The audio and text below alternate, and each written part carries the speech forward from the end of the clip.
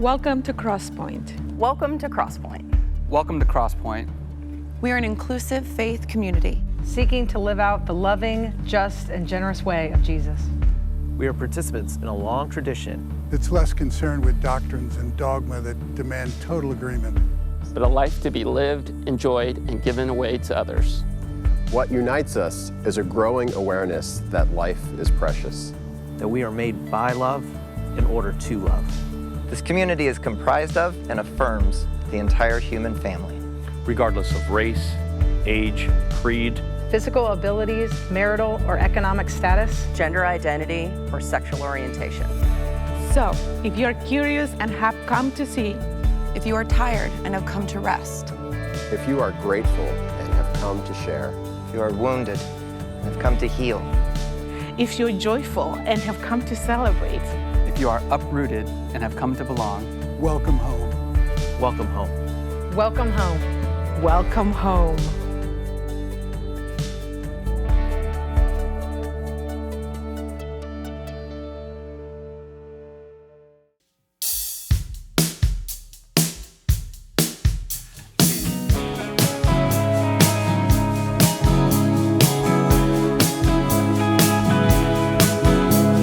Soft as the voice of an angel breathing a lesson unheard. Hope with a gentle persuasion whispers a comforting word. Wait till the darkness is over. Wait till the tempest is done. Hope for the sunshine tomorrow after the shower is gone. After the shower is gone. Whispering hope, how welcome thy voice, making my heart in sorrow rejoice. Whispering hope, how welcome thy voice, making my heart in sorrow rejoice. If in the dusk of the twilight dim be the region far, will not the deepening darkness brighten the glimmering star? Then when the night is upon us, why should the heart sink away? When the dark midnight is over, watch for the breaking of day. Watch for the breaking of day. Whispering hope, how welcome thy voice, making my heart in sorrow rejoice. Whispering hope, how welcome thy voice, making my heart in sorrow rejoice.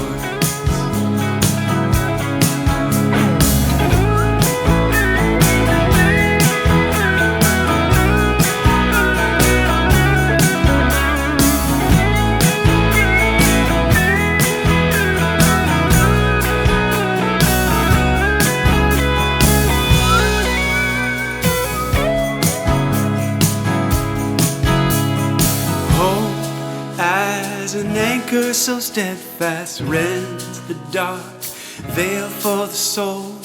Whither the master has entered, robbing the grave of its gold. Come then, oh come glad fruition, come to my sad weary heart. Come, oh thou blessed hope of glory, never, oh never depart. Never, oh never depart. Whispering hope, how welcome thy voice, make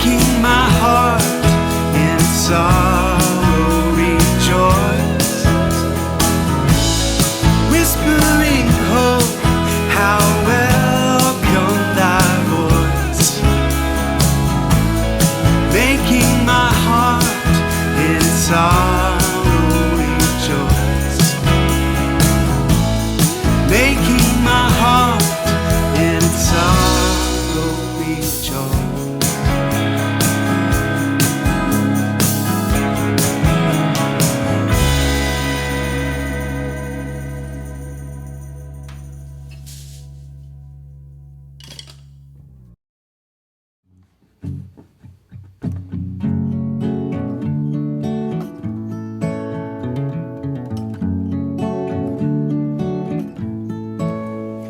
I will build my house, whether storm or drought, on the rock that does not move. I will set my hope in your love, oh Lord, and your faithfulness will prove that you are steadfast, steadfast.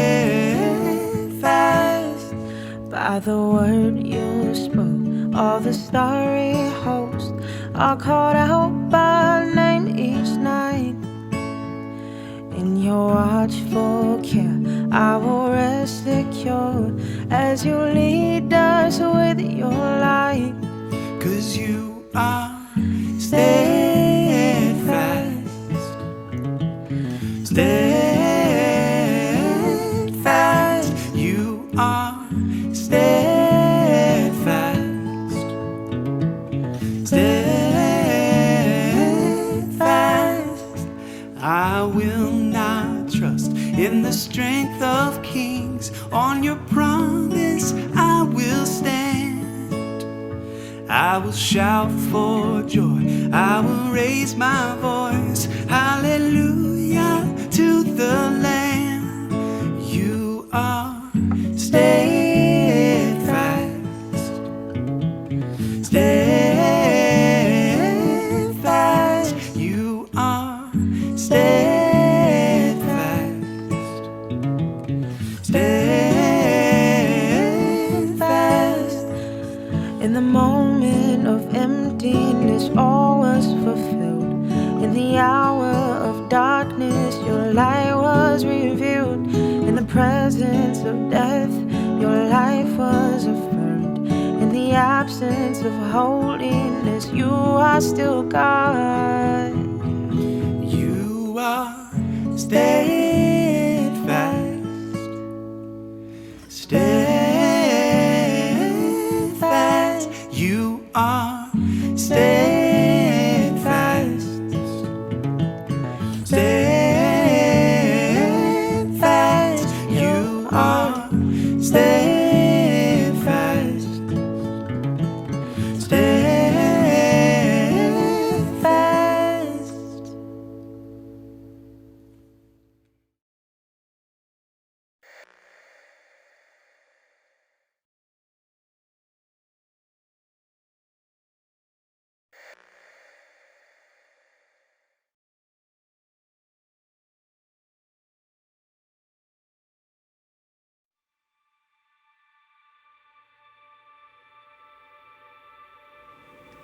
God of all creation, unbound by space and time, we confess our weariness as we log on once more, in search of a holy connection. Though we would not choose to meet this way, we hold to the promise that you choose always to meet us where we are. When we feel the inadequacy of digital presence, remind us that you, O Lord, are fully present, even here. When we feel the strain of needing to perform who we are, when we are seen but not known, remind us that you, O Lord, know us completely. When we are tempted to trust the illusion of the screen and flatten others in dismissal, remind us that behind each square sits a living, breathing child of God. Behind each comment, a person in need of your love. When we fail to engage others well, show us your grace. when others fail to engage us well, may we show your grace. When it feels as though even our prayers are spoken into a void, speak to us your words of life, which never return empty. When we come to the edge of our limits, surprise us again with the fullness of your life, a life that lives in and flows through each of us, unhindered by blurry pixels and distorted sound. Lord Jesus Christ, image of the invisible God, give us faith to see your substance in the virtual. O Christ, in whom all things hold together, hold us together even in this time of physical separation. By your Spirit, make us one, as your Spirit has always done. That in the endless bluish glow that illumines our days and nights, we might be able still to see your endless light.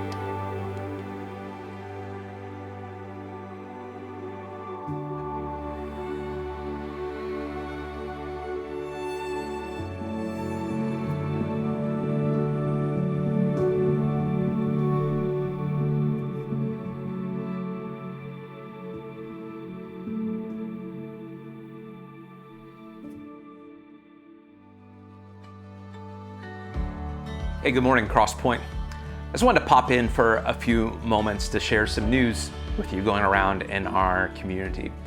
Now, as you can see, I'm not in my usual spot. I'm actually out of town this week, but I kept the same outfit on, so hopefully that won't throw us off too much.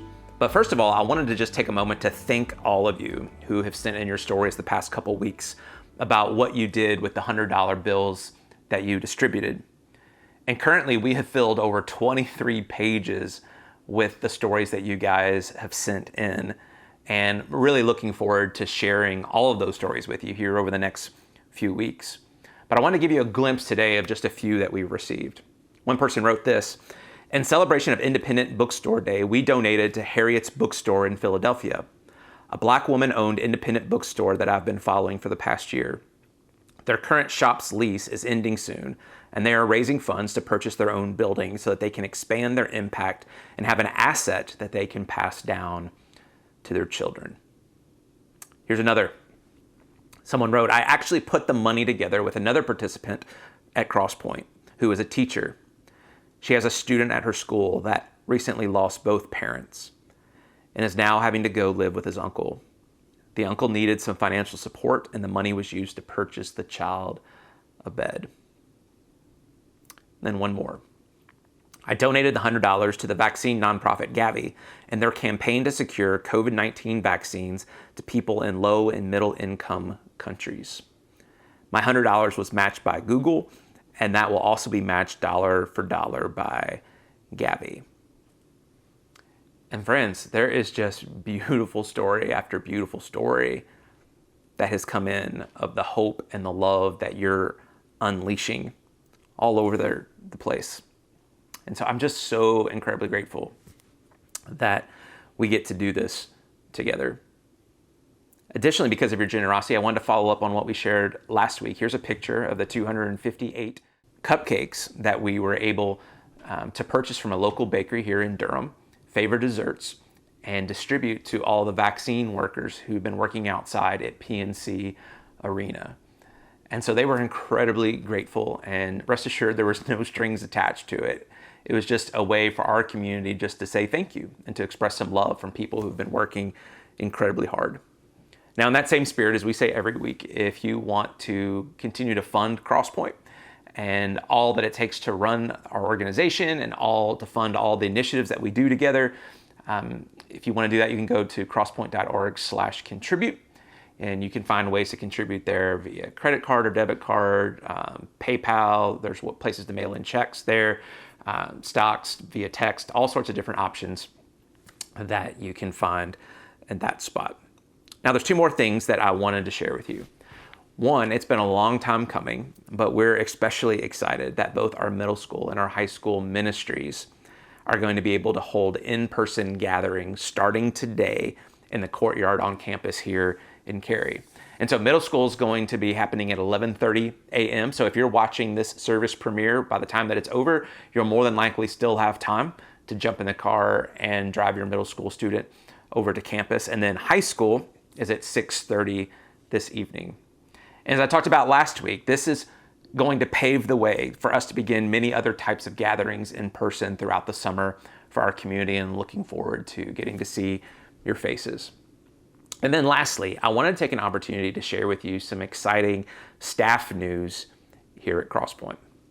So for the last 16 years, it has always been one of our values to have multiple teaching voices, because we just think that having different perspectives, having different styles from speakers, having people speaking from different contexts and backgrounds only helps to make us all better.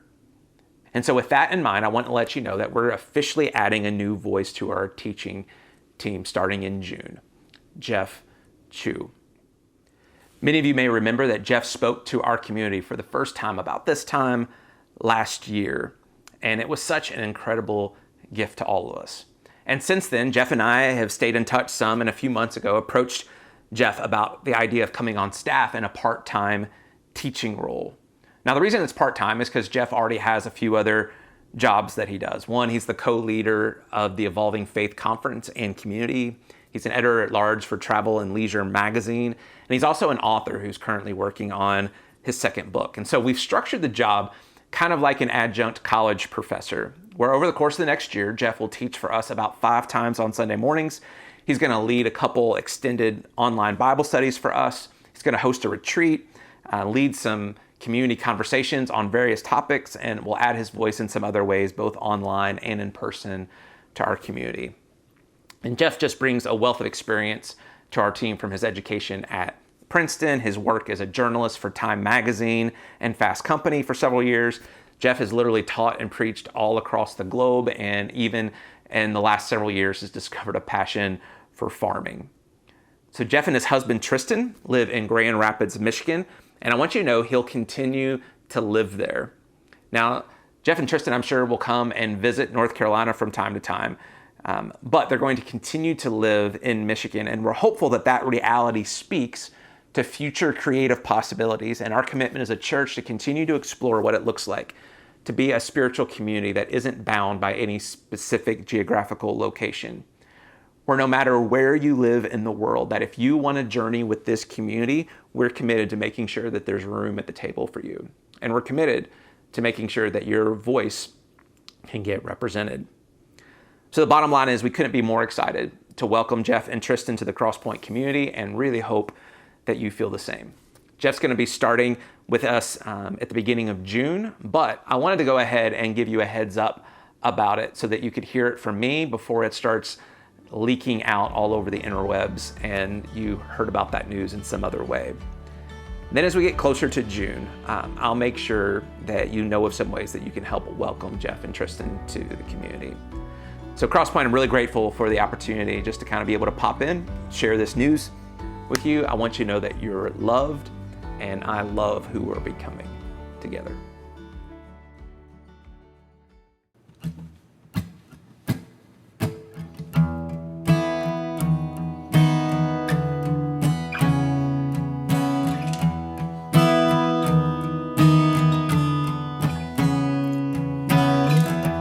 Eddie waited till he finished high school, went out to Hollywood, got a tattoo. He found a girl out there with a tattoo too. The future was wide open.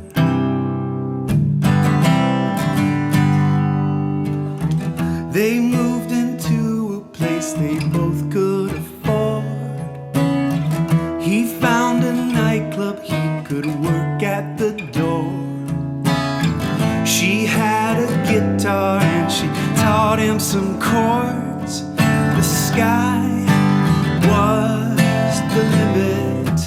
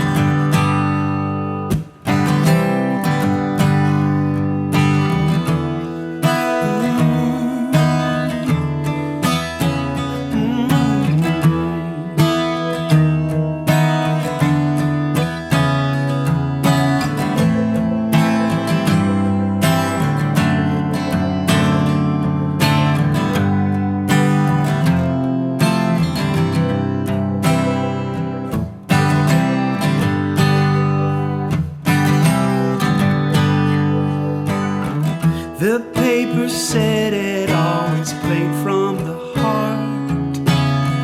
He got an agent and a roadie named Bart. They made a record and it went in the charts. The sky was the limit.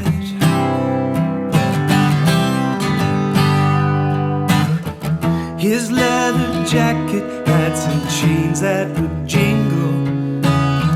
They both met movie stars, partied and mingled. And their A&R man said, I don't hear a single. The future is wide open.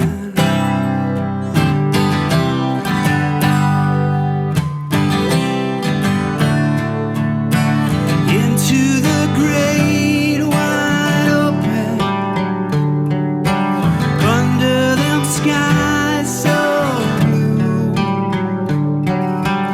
out in the great wide open, a rebel without a clue. Into the great wide open, under them skies so blue, out in the great wide open, a rebel without a clue.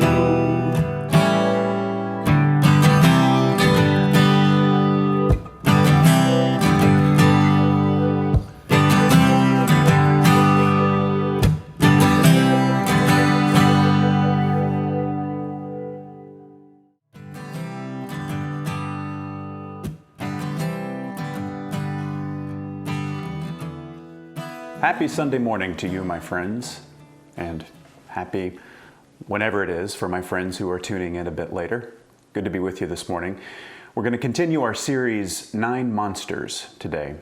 The word monster, as I laid out last week in the introduction to the series, that word wasn't originally supposed to conjure a creature that induces panic. The root of the word monster actually reminds us that the word was originally considered as a warning, an alert, a signal that human attention wasn't well placed. And so in this series, we're not slaying monsters, we're not hiding from monsters, despite so much of religion teaching us those two postures when it comes to problems that we have between us and sin. Instead, we're befriending these 9 monsters because they are alerts that we have forgotten or lost sight of something true. One time, Jesus responded to some accusations that had been leveled at him from some religious leaders. It happens in the 11th chapter of Matthew. And Jesus says, John, his cousin, John the Baptist, came neither eating or drinking, and they say, he doesn't eat or drink. He's got a demon. The Son of Man, Jesus referring to himself, came eating and drinking, and they say, behold, a gluttonous man and a heavy drinker, a friend of tax collectors and sinners. And then he finishes by saying, and yet wisdom is vindicated by her deeds. Isn't it funny that upon being accused of being a glutton and a heavy drinker, Jesus doesn't say, no, I'm not. How dare you? I never.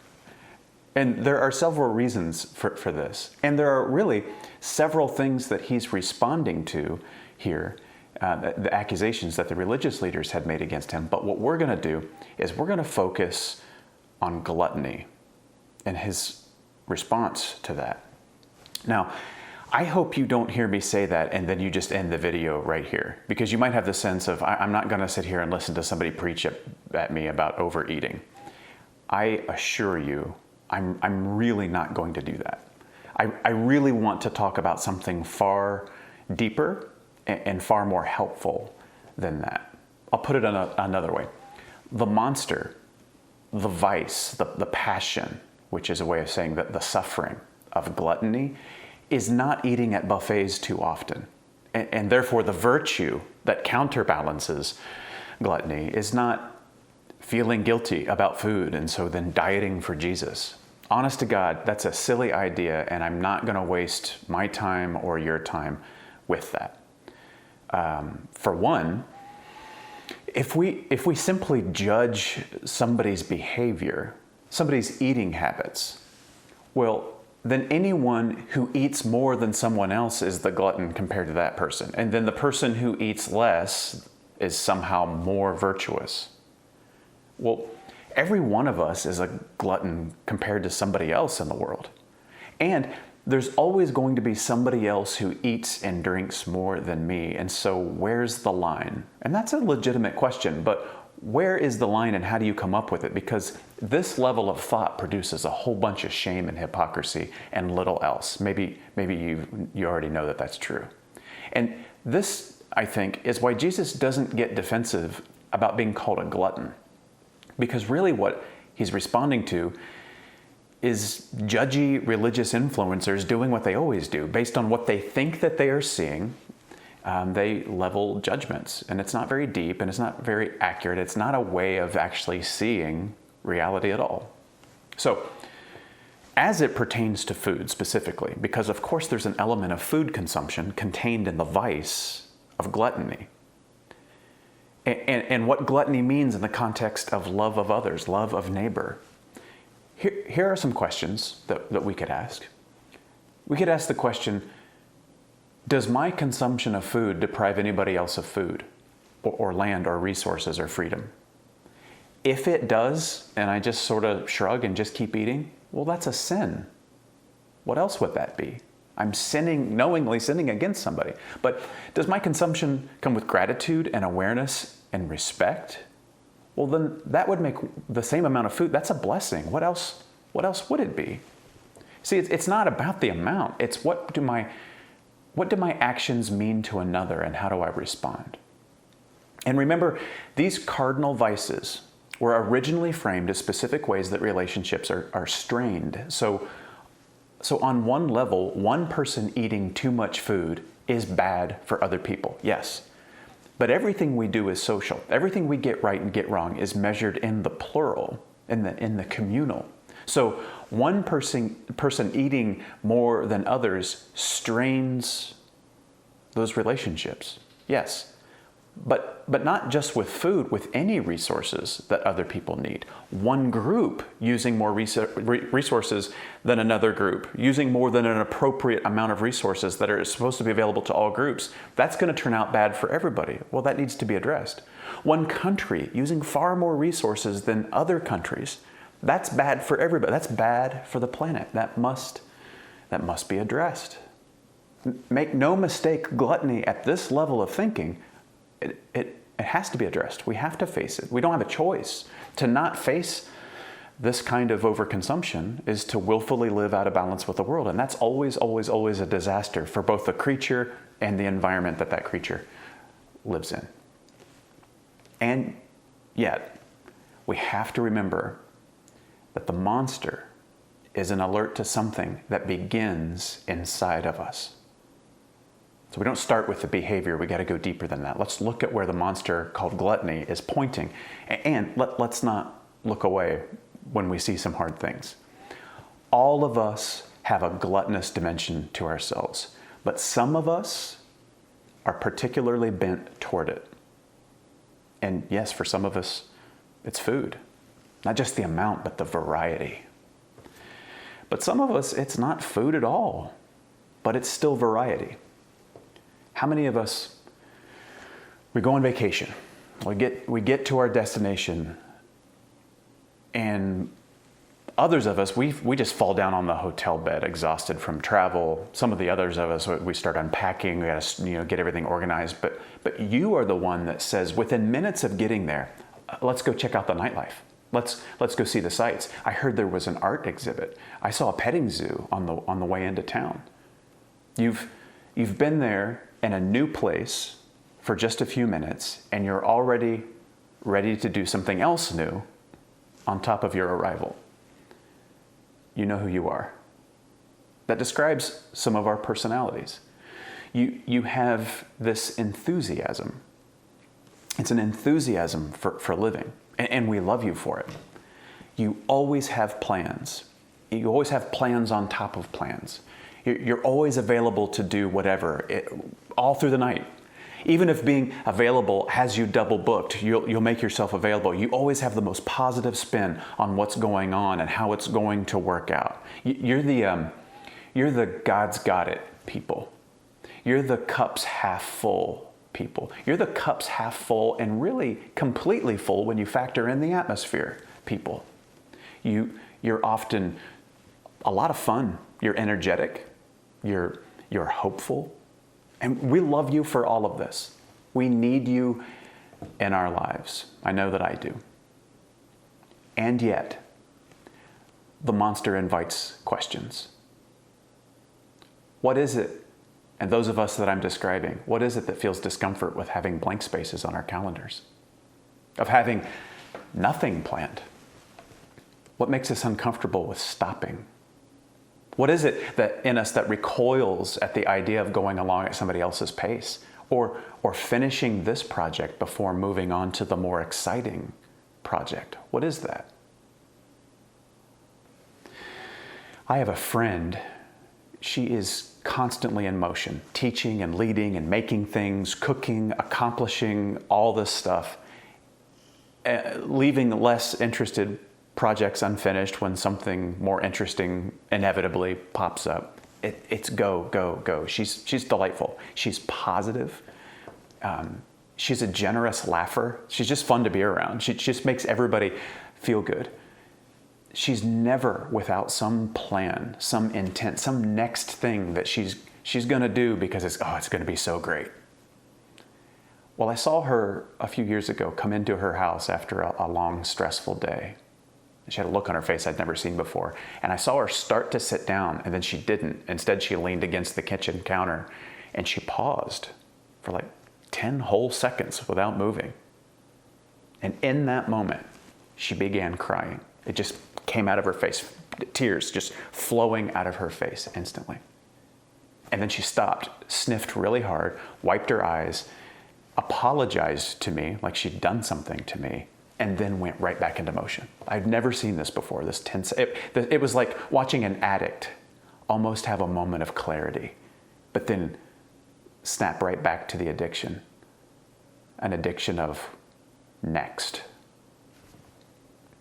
Sometimes we avoid dealing with what is right here in our hearts, in our midst, by burying the feelings under other sensations that are provided to us by food or drink. But listen, gluttony underneath that is just as willing to present itself in remaining in constant motion, constant obsession with next, constantly filling in all the margin of our calendars and all the blank spaces and our quiet, filling all that in with something that'll drown out discomfort and doubt and pain and fear.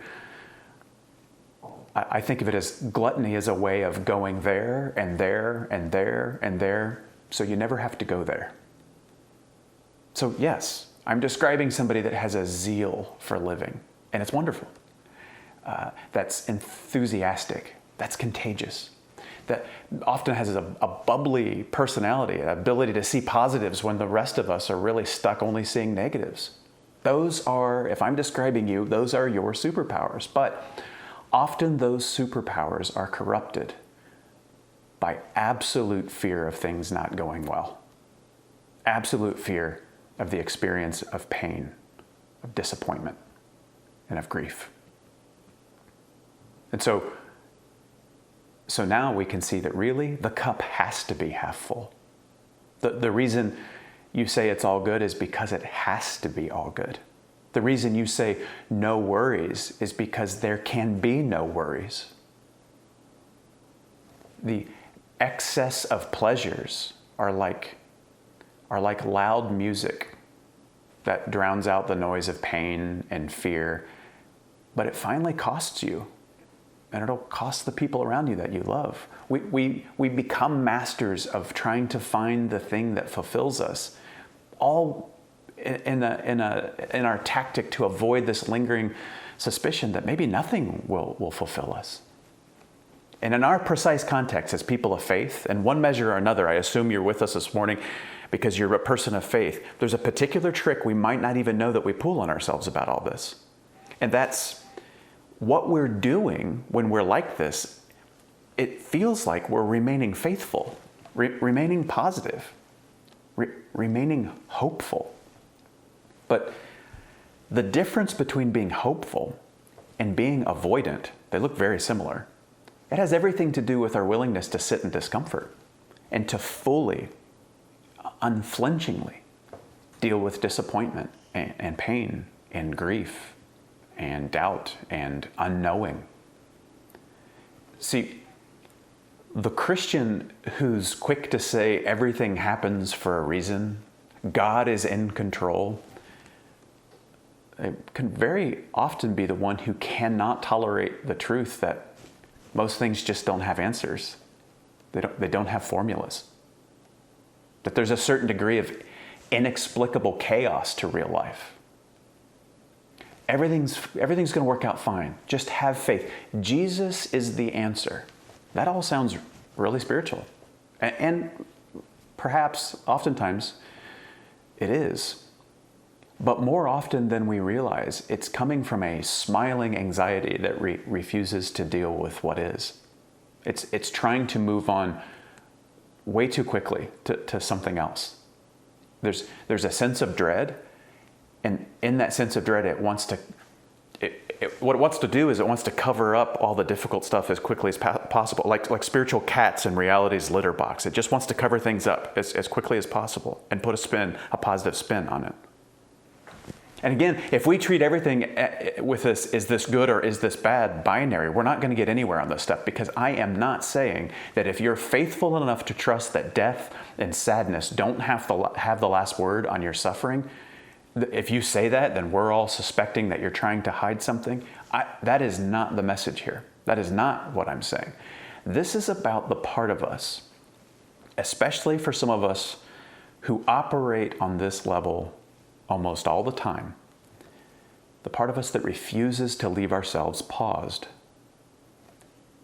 unengaged with our planning, with our anticipating, with our fascinations and fixations on options and possibilities, some other experience other than this one, because we're starting to sense that the ground underneath our feet is demanding that we deal with stuff, that we face the hard. I'm talking to that part of us, the part of us that wants to ignore that something's saying that we should admit grief to ourselves, that we should embrace that being a human is just as much a hardship as it is a catalog of potential pleasures.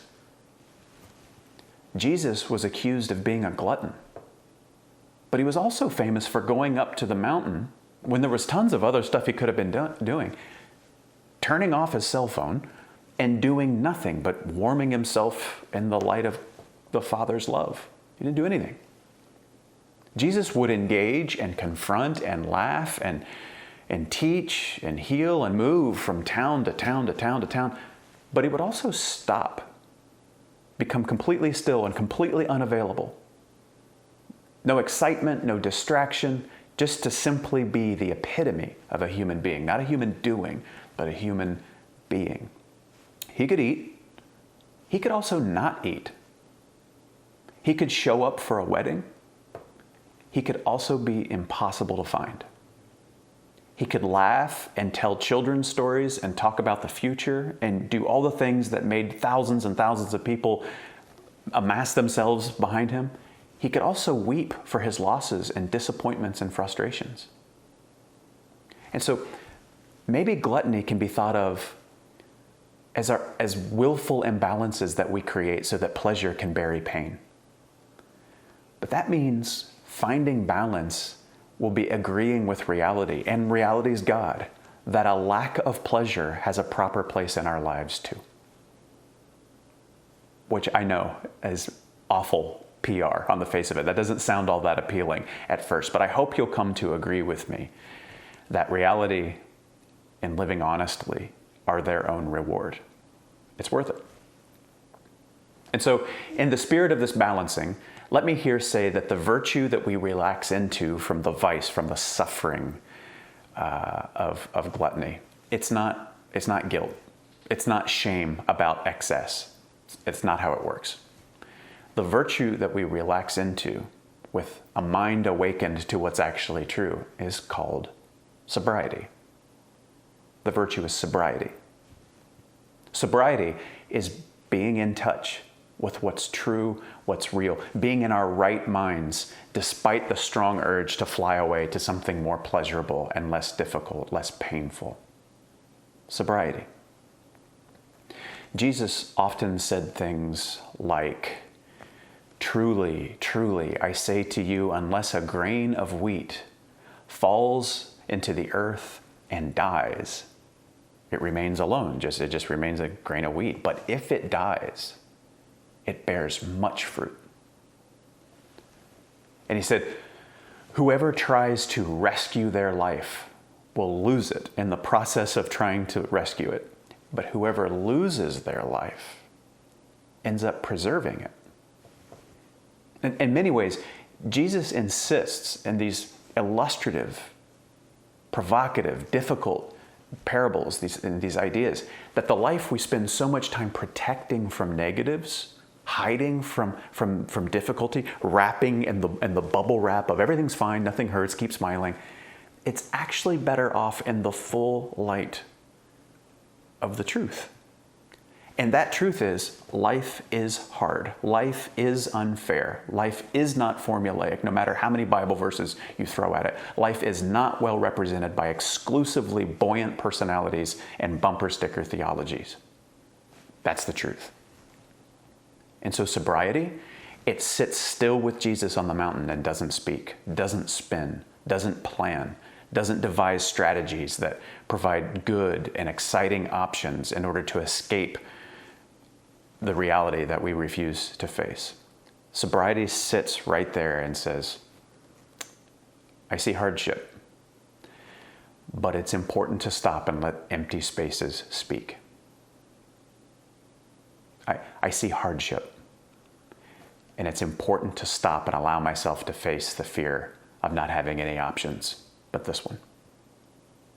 I see hardship, but it's important to stop spinning everything as it's going to be okay, everything's good, it's fine, using faith language to cover up fear that I might have about not having any options. I see hardship, but it's important to stop refusing to sit with what does not resolve, what does not just get better by prayer and smile. I see hardship, but it's important to walk with Jesus and to stop with him. So hear me. Sobriety doesn't judge the enthusiasm and the positivity and say that it's bad. It just demands balance and honesty to whatever degree that there's a cover-up and a desire to cover up.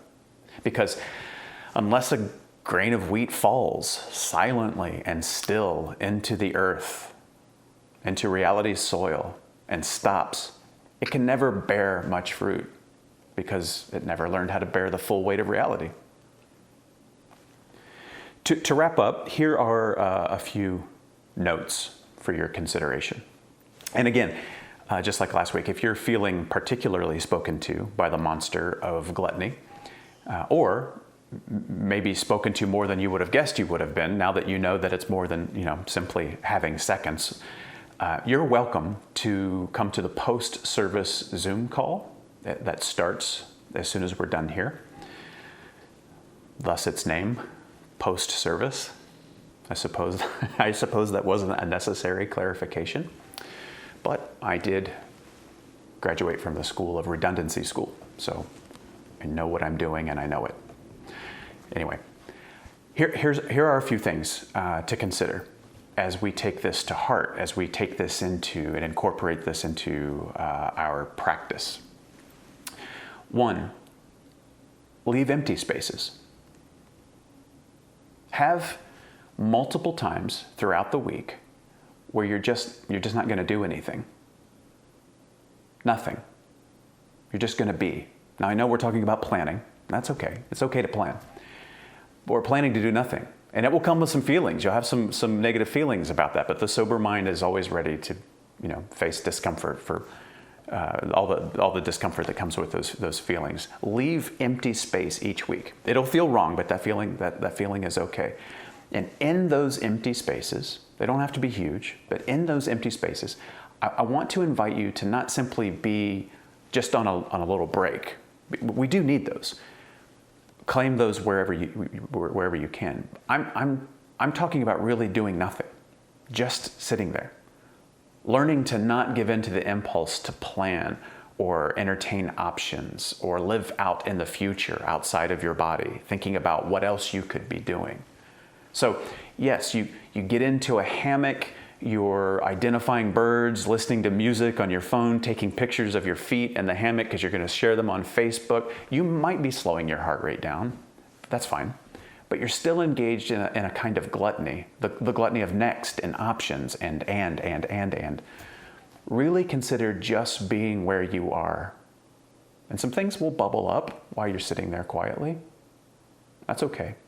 Make this sobering of your mind part of your weekly way of being, for no other reward than to be where you are, in touch with the here and now as God provides it. So leave empty spaces, and you'll find that the discipline of leaving empty spaces will affect everything from eating and drinking and planning, socializing, networking, and everything else. Here's something else. Finish what you start. That's not a guilt, shame thing. Don't worry about that, but just the discipline of I'm going to finish things that I start. Sometimes the unsober mind is gluttonous on options, and that leaves a lot of unfinished business in our wake. And frankly, it can leave a lot of unfulfilled commitments and frustrated others in our wake. So think about starting something because of that great feeling of something new, the excitement of next and new and novel. That wears off because another shiny thing is coming. You know I'm right. Learn the discipline of saying, I have to finish this race before I start running another one. And an awful feeling comes with that because you start saying no. You're saying no to others. You're saying no to the exciting promise of options. But what an amazing feeling to begin to look behind you and see completion and integrity. Finish what you start. And if that means start less things, spoiler alert, it does, then start less things so that you can finish more. Here's a tricky one for anyone who seeks to be properly faithful. Audit your optimism. Now, I didn't say delete it. Don't delete your optimism. Just really observe it. It's all good. How so? Do I know this, or do I strongly wish it to be because I'm afraid of the alternative? I can tell you, doing this, refusing to be blindly optimistic, it feels awful. It feels like atheism to some of us. But the invitation here isn't to become cynical. It's an invitation to pause and say, am I speaking and acting as one soberly connected to reality, to our mutual and nuanced reality? Or am I speaking and acting as one who pretty quickly tries to inject the pain relief of optimism into my arm before any hardships or truths, difficult truths, come too much into view? If you're a person of faith and you want to make contact with reality, or better, contact with the pain and suffering of others, which is the only way love and compassion work, then you can't look at pain and immediately explain it away, immediately spin it as God's got it, it's going to work out in the end. Our hope can't be pain avoidance wrapped in spiritual language. It won't work. Compassionate and faithful, wise people have to do the work of sitting with disappointment, with grief, with doubt, with mystery. Or we risk turning Jesus into opium, and we'll lose contact with him, the suffering servant. And of course, in the process, lose contact with ourselves and others. And a final note, if you've been well described this morning and you're taking notes, I want you to hear me say, thank you. Because you all are the everything's possible people who inspire us. You're the squeeze everything you can out of life set. You all hear us say, you know, life is crap. And you remind us, wait a minute, crap is fertilizer if properly applied. Thank you for your brightness, your enthusiasm in a hard world. We thank you for it. We're better for it. And we sincerely hope that by bringing yourself more into balance as the monster of gluttony alerts you, that you would be balanced. You would be a truer version of yourself, because not only do you deserve that, not only will you benefit from that, we'll all be better for it. So thank you. And to all of us, peace be with you. We'll see you next week. Thank you for joining us today, and welcome home. If you are in need of assistance during this crisis, please reach out at crosspoint.org/help.